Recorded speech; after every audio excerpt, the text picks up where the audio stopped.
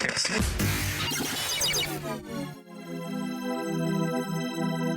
demystify what goes on behind the therapy room door. Join us on this voyage of discovery and co-creative conversations. This is the Therapy Show, Behind Closed Doors podcast. With Bob Cooke and Kellie Barratt. Hello and welcome to the Therapy Show Behind Closed Doors. I'm here as Kellie Barratt and I'm here with the wonderful Mr. Bob Cooke. Hi, Bob. Hello. And today we're on episode number 218 and our title is, Have We Got a Fix-It Culture in Psychotherapy? Well, over to you. Do you think we do? I've had some interesting thoughts about this. So I'm wondering if you're thinking about therapists who think that they are the expert and that they can fix the client. So there's that line. Certainly that dimension. Yes. But then there's the other bit I was thinking of, and of clients who come in and want to be fixed and invite the therapist into their please others, or they move into a passive place. Yeah, there's that part as well. Mm. Here's an example for you. Yeah. Let's start off with an example. Yes. It was the instigator of this title because I thought it was interesting.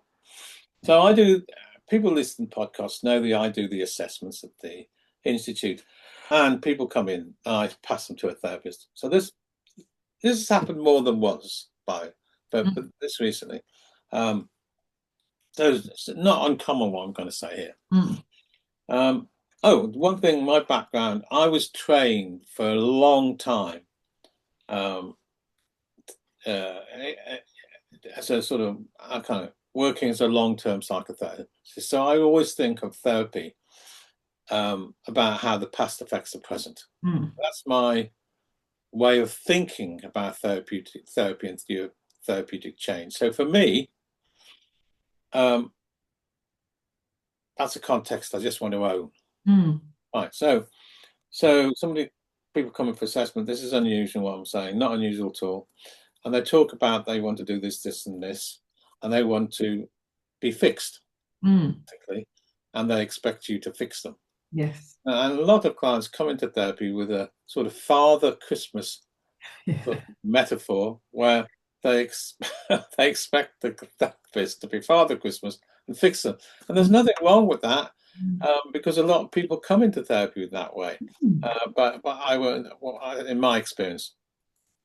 So we talked about how the past affects the present with this person. And anyway, came to the end and I passed them to a therapist that I thought would suit them.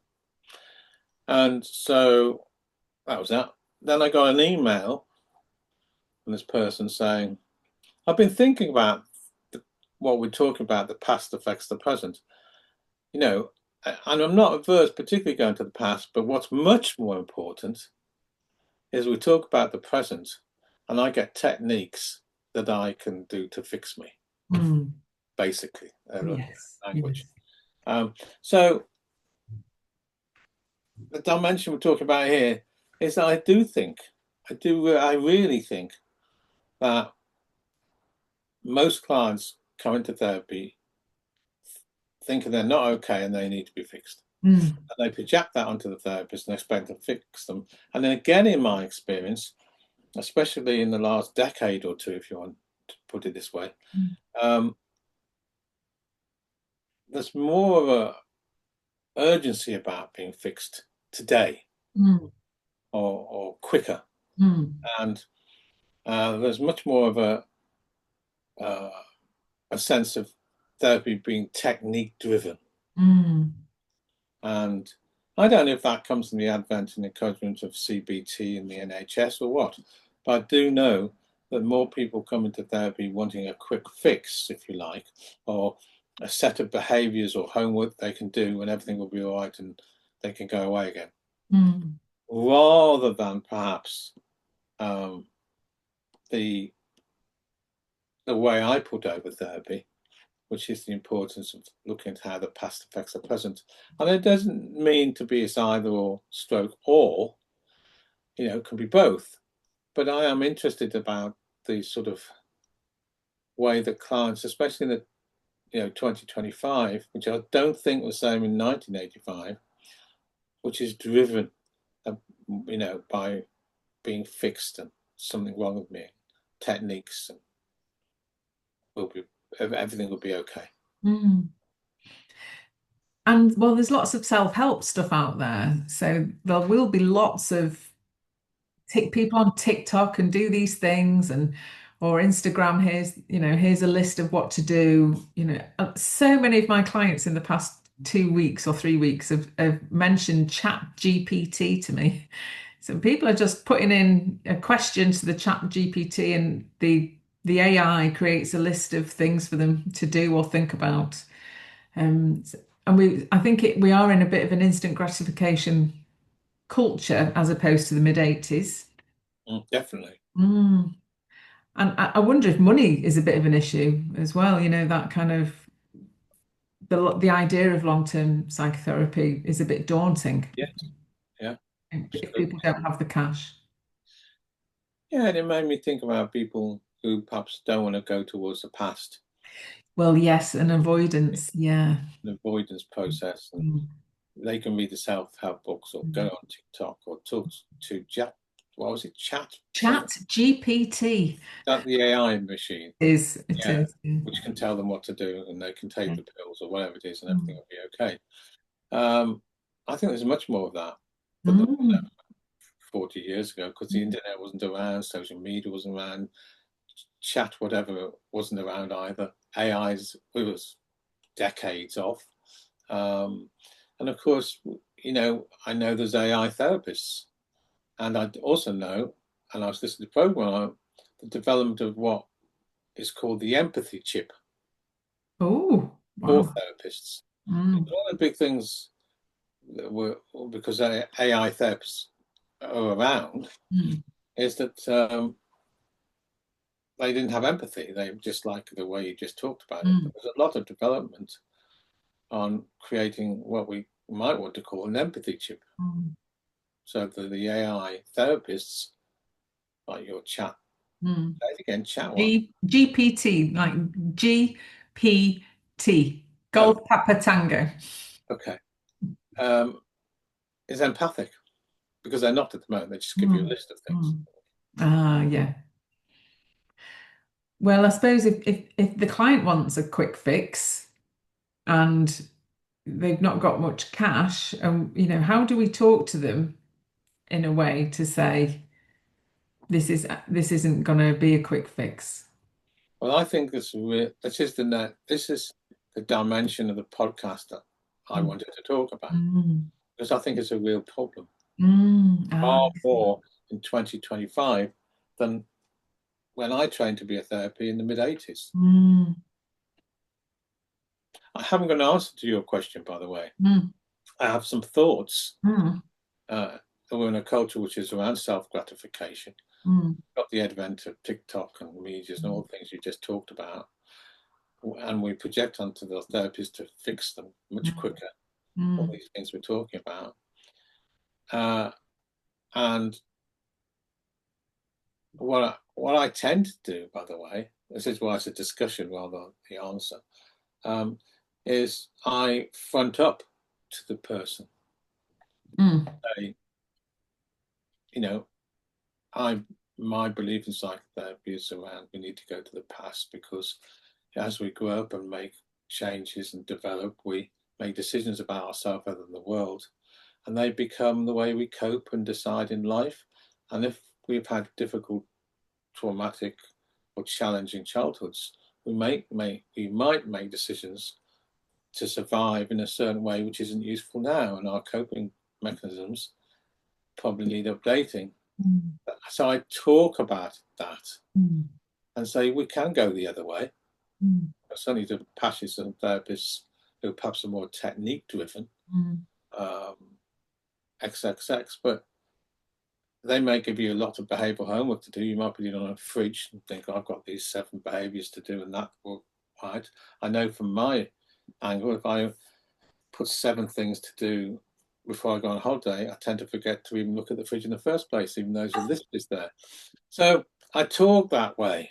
Yeah, yeah. And then I say, look, this is what I would recommend. And they may or may not say, well, yes, that's the way I look at it. I don't want this just to be a plaster. I want to look at what's underneath it all, what drives the process.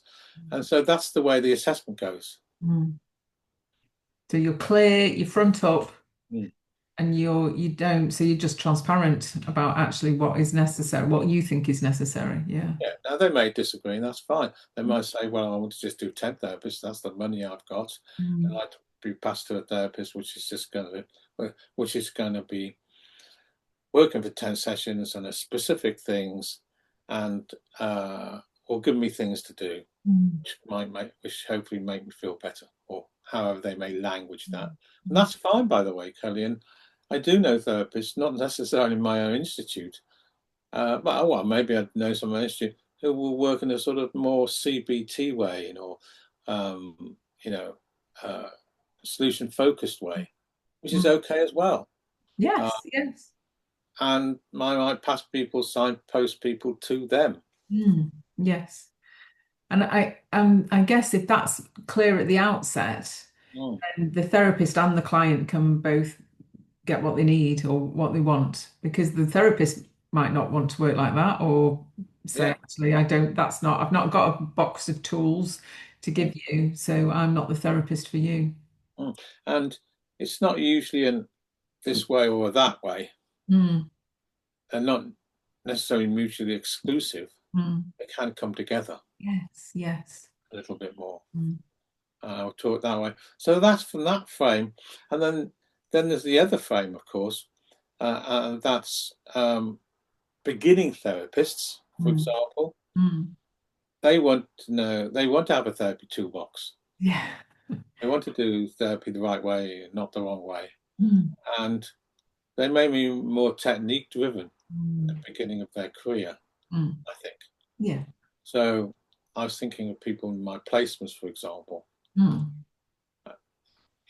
might send people like low-cost therapy assessments to people who may actually focus more on the present and not necessarily go to the past, like more experienced therapists might. Yeah. Well, that's a skill to learn, isn't it? Because we don't know what we're on, and when we're learning, we're not quite sure what might be in Pandora's box. So part of us might avoid that from a fearful place. And the other dimension you're talking about is when therapists have a God complex. Yeah, seriously. Yeah. They think they can fix. I use the terminology of the podcast. They are the person that can fix anyone. Yeah. And they're indispensable. Now, that's a dangerous position to come from. Yes. I think. It's discounting the client's autonomy and the client's in process of healing, if they're the fixer. But I certainly think we come from a fix me culture with the advent of AI, the advent of TikTok and Instagrams and Facebook and social media. And I think specifically AI. I'm not surprised to hear what you said about past people, your clients, saying they could just put in. I don't know what context they said it, maybe just out of interest. But if they aren't clients, say they're clients to be, rather than, I don't know what you said back to that. But they may think, well, I'll just ask an AI therapist. Well, maybe they might, yeah. I mean, I'm not very tech savvy, so I've not used Chat GPT, but I hear people talk about it. But what surprised me is how frequently I was hearing different clients mention it. So in their time of confusion or challenge outside of the therapy session, they might ask Chat GPT to create, and it's not necessarily a therapy issue, it's just that they're using it in their lives. So it's interesting. Well, I think that's why I said the podcast was about a fix me culture, because if you put into AI, which you're going to know more about them. How come I'm depressed, for example? I'm sure the AI therapists will come up with a long list, and if you added then, okay, and what do I do about it? They'll probably come up with another list. Yeah. And it will, it will keep coming up with lists and better lists for sure. But yeah, I mean, I suppose that's a different podcast, isn't it? Like AI and where we're heading. If the clients want something quick and we don't provide something quick, then, is the client going to feel hard done to, or that we failed them somehow? That's what I got in the email. And I certainly think that. And there's a philosophical bit to this, by the way, which is if people come from a place, which I think they do, a lot of them, and especially more in the social media, I need fixing and you can fix me. They're coming from a place that they're not okay. Yes, yes. Now that is a fundamental position. And when we talk about, helping people have a more healthy frame, it's an interesting one, isn't it? Yeah, because we're always working towards we're always working in I'm okay, you're okay. So if the client doesn't feel okay and is looking for a quick fix, it's not really healing the roots of the I'm not okay. But so I suppose the answer the best answer I came up for this podcast is yes, I think we do live in a fixed me culture, and perhaps we did when I first trained to a certain extent. But I think with the advent of social media and all the things you talked about, it's much more prevalent, and also instant gratification is really much more prevalent than in the 50, 60 years ago, 40 years, 30 years ago. People expect things much quicker. Yes. They feel entitled much quicker. And I think it promotes the sort of culture we're talking about here. Yeah, I have on my intake a question. How long do you expect to be in therapy? Oh, good question, Kelly. Yeah, because if they only want 6 or 10 sessions, we need to know. I want to know about that sooner rather than later. A really good question to have on an intake sheet. And I suppose on the opposite side of what we've been talking about, most clients say as long as it takes. Oh, do they? Yeah. So I might then just throw in, so a year, would a year be okay? And usually at the moment that might change over time, who knows? At the moment, usually they go, well, yeah, if that's what it takes. So it will be interesting to watch that. Question. Yeah. I never had that. Well, I never had a questionnaire to give. No. It's interested in an intake sheet, and I know people work a lot with intake sheets, and questionnaires, and core 9s and core 10s, and they give questionnaires at the beginning of these are clients at the beginning of therapy, the middle of therapy, the end of therapy, and if the scores decreased or increased, and they get more. The providers get more money, of course. So usually their funding relies on the how can I say, the core 9 or core 10 sheets showing that the therapy is more effective. Yes. So that's an interesting one, and definitely another podcast. Yes, but it needs to be quantifiable, doesn't it, to get the money? Yeah. So I came to a realization while I was thinking about the podcast that I think we live in a very different culture than the 1980s when I started training and when I went into therapy.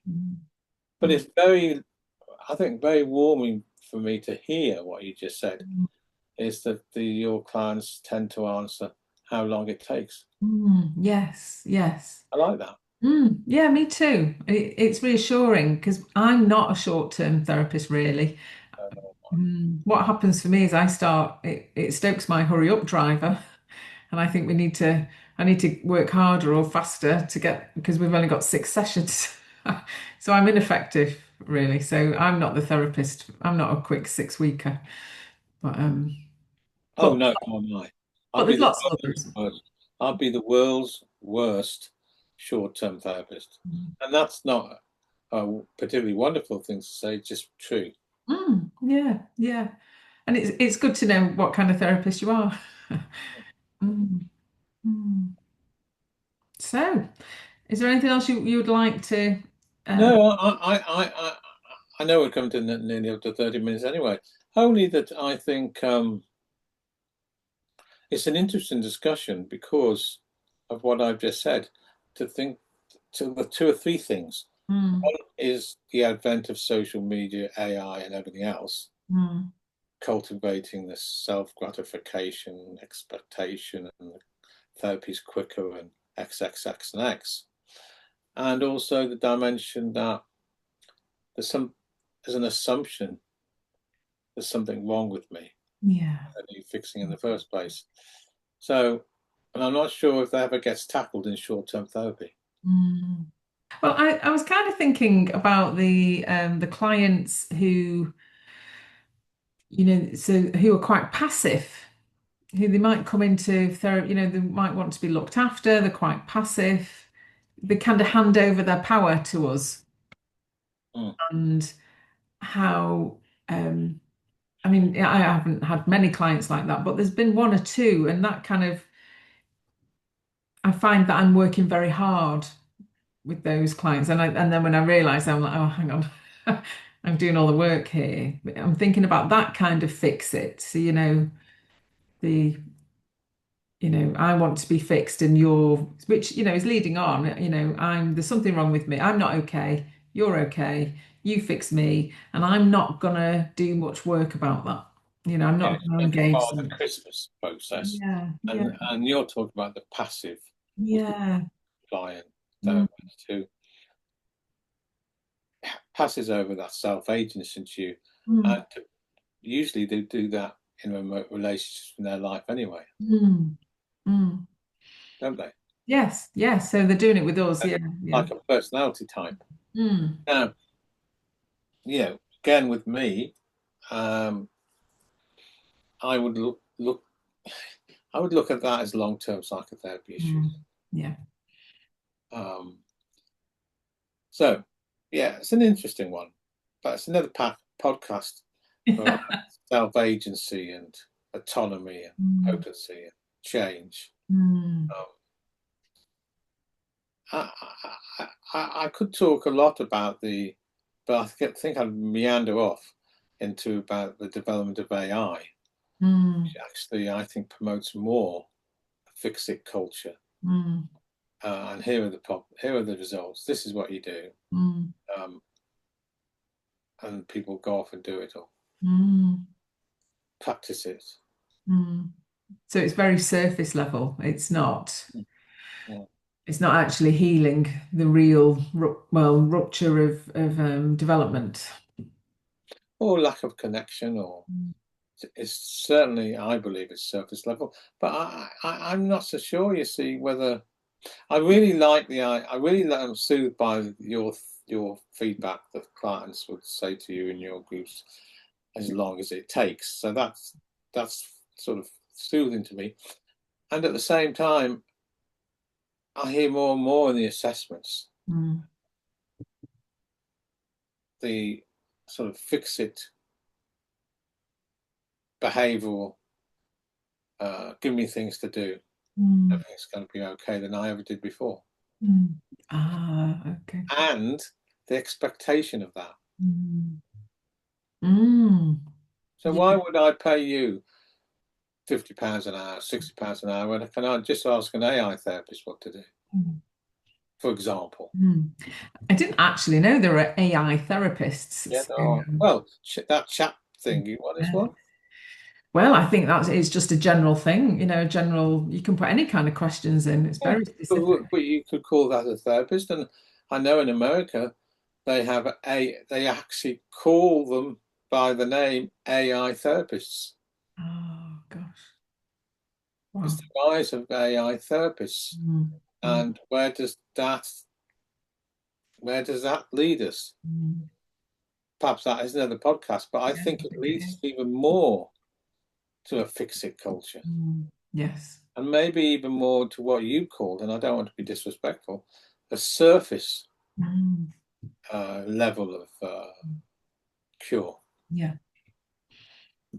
It's the complete opposite and antithesis, and would have been Freud's nightmare.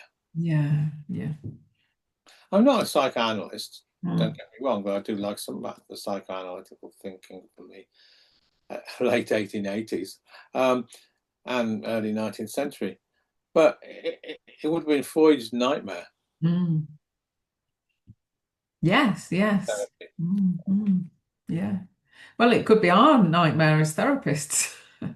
Well, that's another podcast, but I've enjoyed talking about this. Yeah. Well, certainly it'd be interesting for us to start kind of looking at where therapy is maybe heading. We'll do that. Yeah. What's the podcast for the next one? The next one is dealing with negative self-talk in psychotherapy. That's the client that comes in and says, you know what, I just hate myself. And I tell myself every day I hate myself. And you know, it often gets reinforced by other people who think I'm horrible. That's what I mean by the negative. Yeah. Better. Yes, the internal narrative. Great. And what we can do about it as therapists. Yes. Counsellors. Well, it's very common, so that'll be a really useful podcast. Okay, well, thank you. Yeah, thank you, Bob. Good to see you. See you next time. Yeah, see you next time. Bye-bye, everyone. Bye. You've been listening to The Therapy Show, Behind Closed Doors podcast. We hope you enjoyed the show. Don't forget to subscribe and leave us a review. We'll be back next week with another episode.